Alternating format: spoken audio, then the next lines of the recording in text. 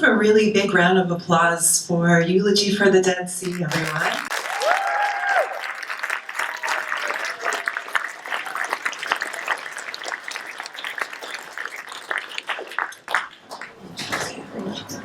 So I would like to, well, once this goes up, I would like to invite Polina Teif, joined by editor and co-writer Serene Husni, to come join me back on stage.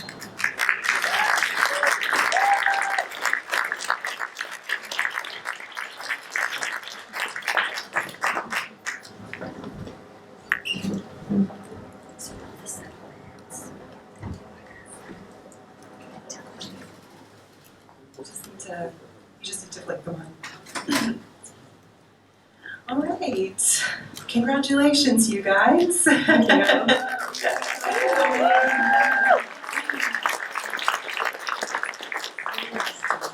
How does it feel? It's weird. Feels great. Good, I'm glad.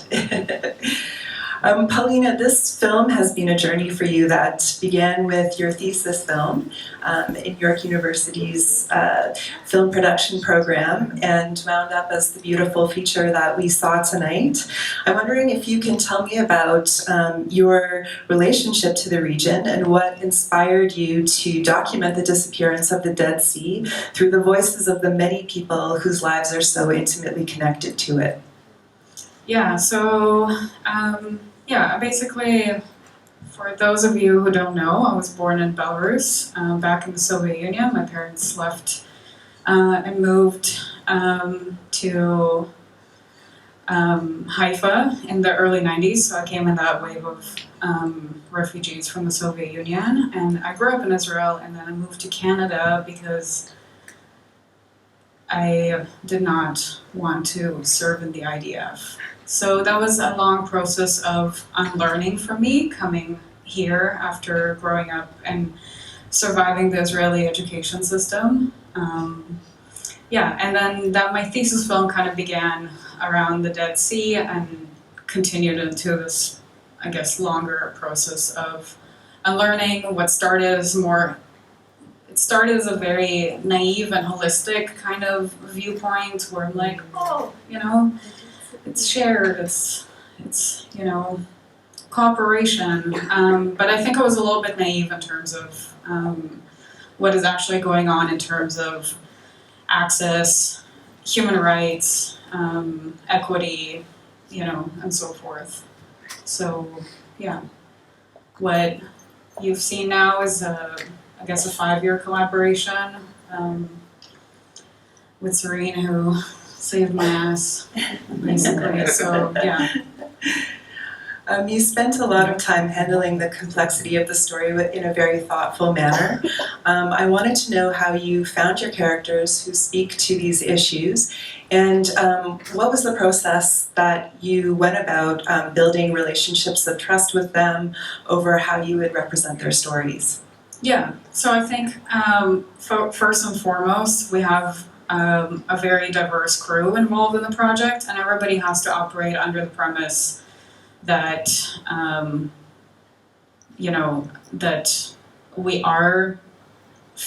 I have a lot of privilege in the region in terms of where I can go and what I can access. Many people don't, so everybody involved in the film had to be very cognizant of their power, access, and privilege when working with communities. Basically, I usually was the only person who was not Palestinian or Jordanian until it came to crossing the green line, and then my crew could not cross with me because of the checkpoints, which I want you all to keep in mind. And that's also why I interviewed Gidon Bromberg, the Israeli director of EcoPeace, right by the checkpoint, to kind of show who can access what and who can't. So I just wanted that to be a little jab. Thank you. Yeah. Serene, you came on board as a co-editor and co-writer for the project. I'm wondering if you could tell us about your relationship to the region and what intrigued you about this project that brought you on board. Okay, so I am of Palestinian origin. I am Jordanian. I've always kind of loved the Dead Sea, and for me, it's kind of because when you're standing on the shores of the Dead Sea from the Jordanian side, it feels very mystical in a way. Just kind of, yeah, like as you heard, it is a special place to be, but also because kind of Palestine feels within reach, like you can just, it's right there, kind of thing. It feels very close. So it is kind of it's kind of a landscape that always drew me in. What was the second part of the question? Just wanted to know what intrigued you about this project. Oh, this project in particular.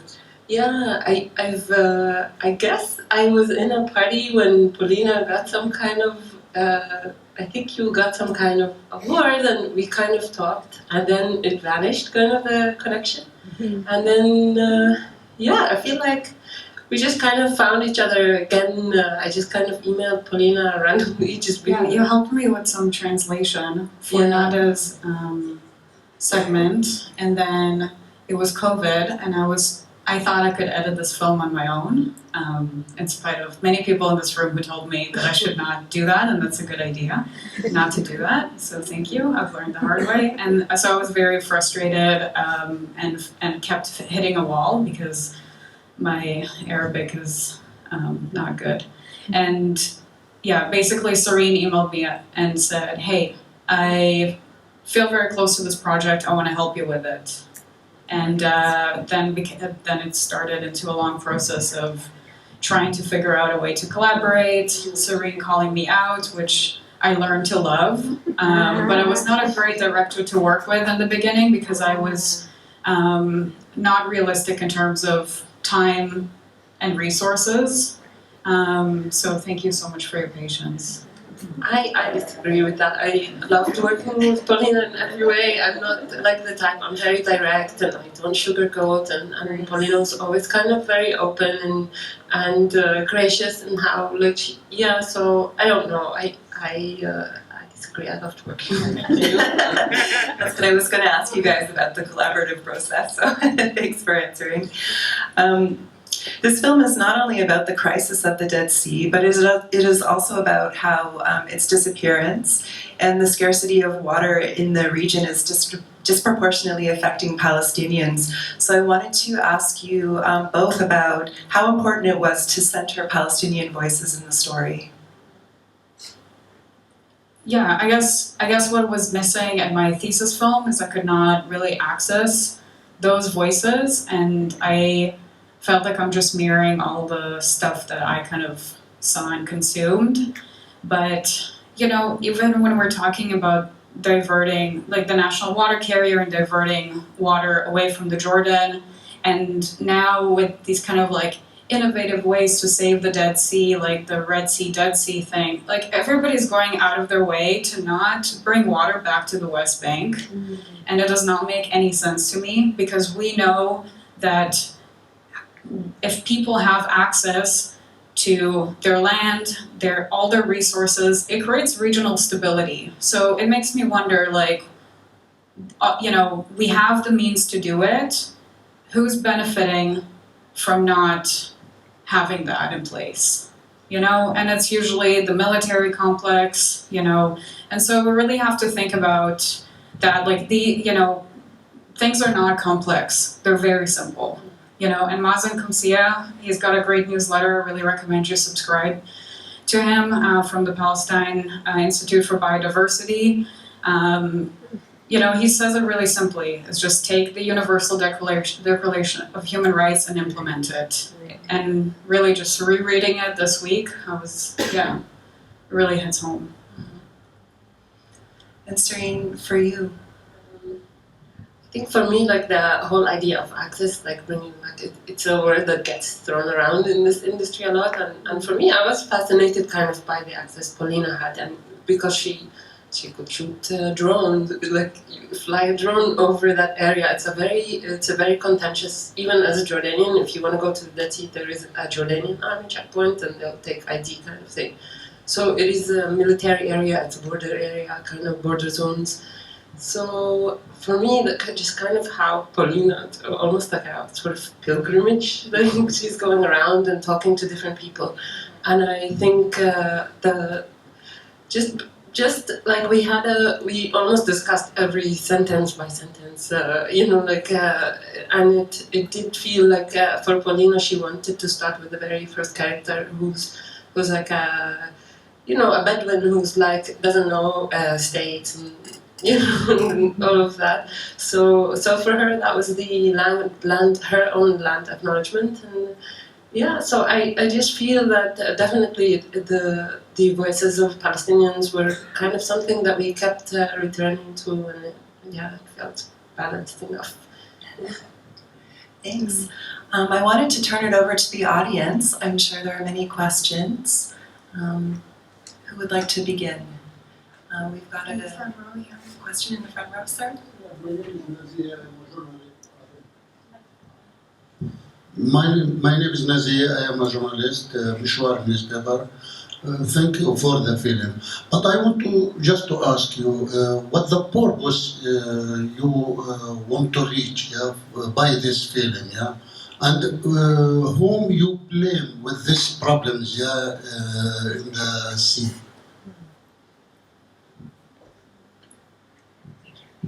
I guess the core point of what I want to say is that we cannot have equitable environmental conservation efforts when people don't have full access, sovereignty, and rights to voice their opinion and to have a say at the table. And right now, I think that the occupation is the biggest hindrance to any kind of dialogue that we can have. So until everybody has a seat at the table, all these conversations are on the, who is to blame? It's complex, right? We have this Winston Churchill quote at the end. This land has been constantly occupied by so many people, people who exerted control over these resources, and the land suffers and the people suffer. And for what, right? So I guess when we think about, for me personally, I don't necessarily have a solution. Maybe it's a conversation that we can all have, but we need to have everybody at the table, and not just as a token, right? Like there is issues around that too, because there is no equality in the region right now. And until we have equality, we can't actually make any moves. So, yeah. Thank you. I just want to add, if Polina wanted to look at the Dead Sea as just the body of water and look at this as an environmental issue, she could have taken that route. But it's like it is a very it's very interrelated. All of these things, like water, is definitely an issue, and it's a very political issue, and it goes back. So I think that's part of it. Is like. I guess the main point is that it's all connected to each other, and that you can't take the politics out of it. At the same time, it's like the film does look into what settler colonialism is like. Why are we trying to change the nature of the land, like diverting water and bringing trees from from Iraq and from the USA, and just so I feel like draining bodies of water, etc. So I think also there is this kind of look about how the creation of the state through violence has changed the very nature of the land, and you can't look at the environmental issues without looking at political issues. Yeah, and I guess at the end of the day,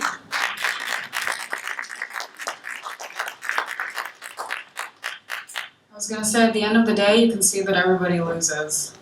Just some people have more to lose. We have another question from the audience.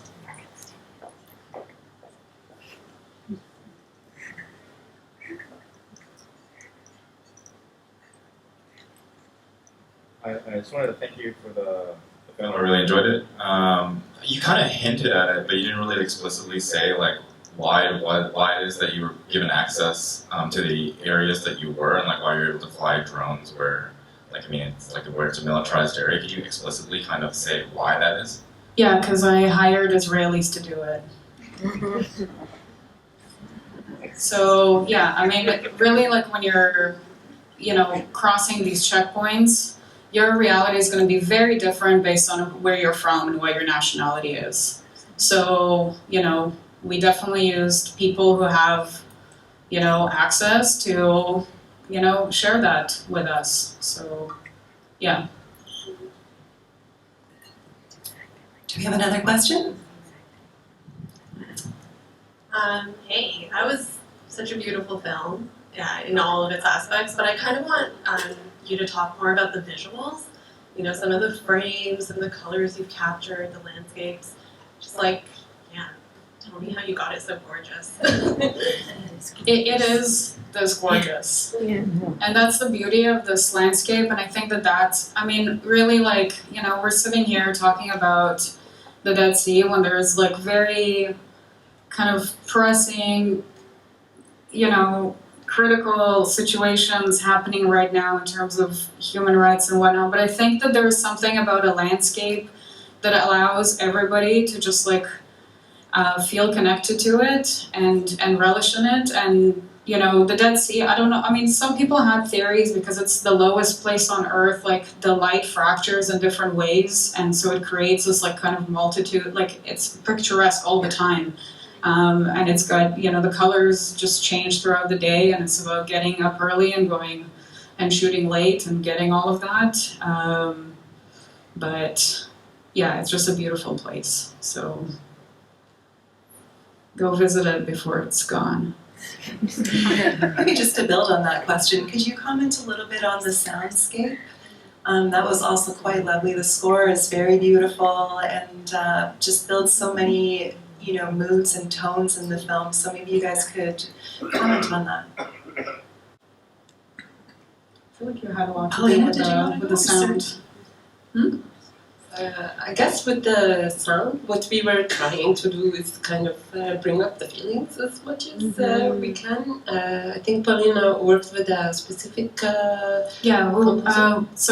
Ala Khouri in Palestine, in Bethlehem, did most of the sound design, and then Wasim Kassis did most of the original composition.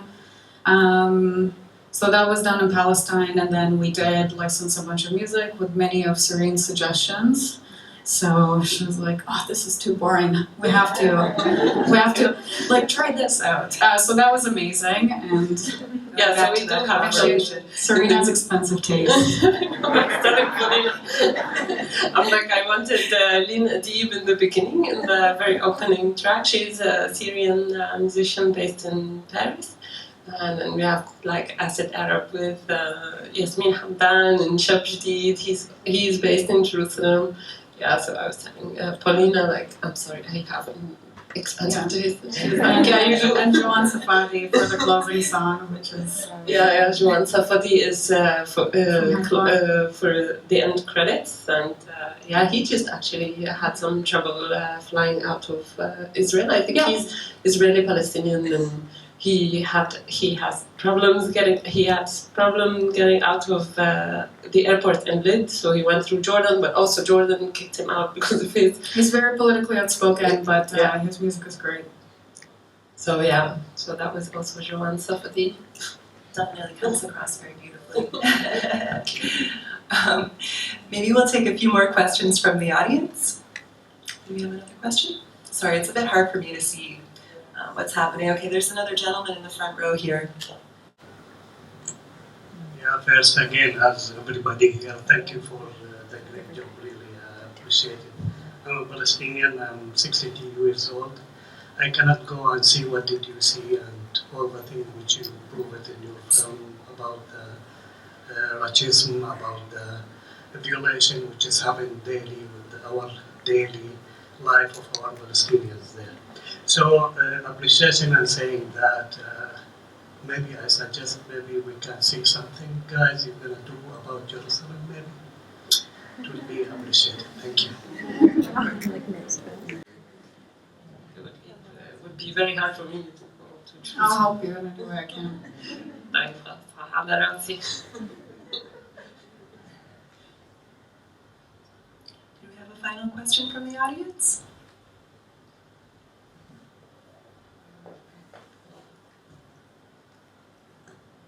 It was a beautiful film. I'm really grateful I got to see that. I just have a question about the desalinization plants.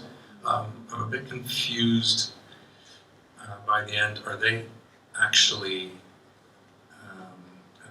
going ahead with this? Have they been in place? Like, what is, or is it just strictly the governments or not? Yeah. So in terms of desalination, I can speak on the kind of Israeli aspect of desalination, but the technology is there, and moreover, the capacities for desalinating on the Mediterranean that Israel has right now is amazing, right? Like so this desalination plant that they're talking about building in the north, like around Haifa, to bring water to Lake Tiberias to replenish it so it can flush out the Jordan River, like that has not been implemented. They're working on it, but there are desalination plants in Ashdod which can supply enough water to the south of Israel and Gaza. So this is currently this technology exists, and this plant does not desalinate that much water. So this is what I'm talking about. It's not that we don't have the solutions, right? The technical solutions, just like Nada says at the end, we already have these solutions. We know this technology exists. There's just a lack of will to ensure equitable water, resources, land to everyone, right? Like, and this kind of like ingrained, hatred really that the state of Israel exerts towards Palestinians is really, it's really cruel and it's really brutal, right? So we really need to think about, if you actually look at Israeli politics right now, like the fact that we had a kind of like a very far right government for a long time, it's only by like 2 or 3%, right? Like we can be the majority. We can shift this within our lifetime. I believe it, and I think we need to. It's just when we're looking at the media and we're looking at who's calling the shots and who's it just seems really unnecessary. Like I don't really have I can't explain it. I don't know why we have all these resources and we're not using them equitably. It makes no sense to me. Yes, some very difficult questions that are raised in the film, for sure. The question of equal access, is a very difficult one. The question of the Dead Sea in and of itself, do you guys see any hope in sort of reversing that process and that it might start to return to a place where it's not in such crisis? Yeah, so there's this film is called Eulogy for the Dead Sea, so we're like pretty much there. I'm sorry. Like as Guido Brummer says in the film, we can stabilize it, but there's just not enough water to return it. On the other hand, I can't predict the future. I don't know what goes on, but it is the lowest place on Earth, so flood water does go there. So maybe if it floods, it will fill up. Like it's this planet is living and breathing and it's moving around. I guess what really like bothered me is that what kind of these are like man-made decisions that are just creating a bigger and bigger problem. And if we're looking at the Dead Sea and we're looking at this giant lake that is evaporating, right? It's constantly evaporating. Like that's rainfall all over the region, right? Like this is when rainfall is created. So we're talking about like creating, it's not just about like the Dead Sea itself, it's also about like, are these farmers gonna have enough rainfall, right? Like, So, am I optimistic? No, but you're welcome to change my mind. Well, maybe on that note, if anybody wants to try to change Polina's mind or have any further discussions about this beautiful film and the process, and I would welcome you all to join us at the bar area that's going to stay open for a little while. And I just wanted to, again, thank you guys for a very wonderful film and just a beautiful collaboration. So thank you so much. Thank you. Thank you.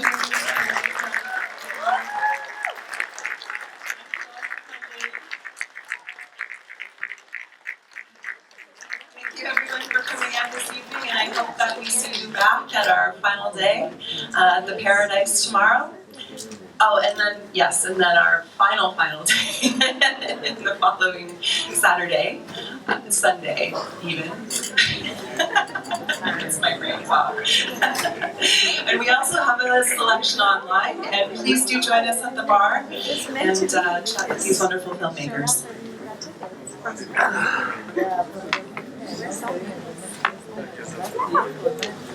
Do you want to say hi to them?